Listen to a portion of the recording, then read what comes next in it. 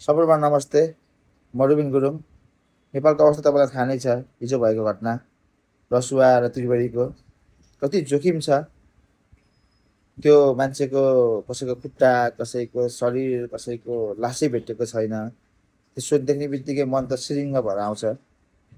तर कोही मान्छेहरू त्यो लास सँगसँगै बगेर आएको सिलिन्डर कसरी रुच्छ तपाईँहरूलाई त्यो खाना? मलाई त त्यो सोध्ने बित्तिकै कस्तो अप्ठ्यारो लाग्यो, हेर्ने बित्तिकै कस्तो रिस त उठेको थियो, तर के गर्नु, मन नै कस्तो अर्कै भयो।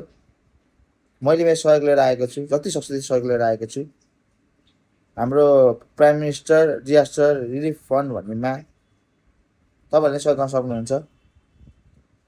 अब आफू नपुगे पनि सरकारले गरेको सहयोगलाई हामीले एकजुट भएर गरौँ, एक थुकी सुकी 100 थुकी नदी भन्ने जस्तै। एक्लै हुँदैन, सबै मिलेर गरौँ। सबै नेपालीहरूको मन ठुलो छ, हामी मानवता मरेको छैन भन्ने कुरा मलाई अझै पनि थाहा छ। सबैले सहयोग गर्नुभएको छ, अझै पनि गर्नुहुन्छ भन्ने आशा छ। हामी मन्दिर धाइराख्नु पर्दैन पुण्य कमाउनलाई, भगवान् खोज्दै मन्दिर धाइराख्नु पर्दैन।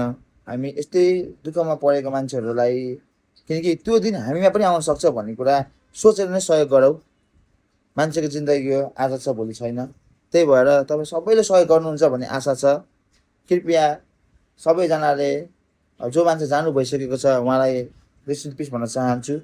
जो मान्छेहरूलाई उद्धार भयो सरकारबाट, उहाँहरूको लागि सक्नेले राहतले जानुभएको छ, नसक्नेले जति सक्नुहुन्छ मन खोलेर सहयोग गर्नुहोस् र गर्नुहुन्छ भन्ने आशा छ। हस्त, धन्यवाद।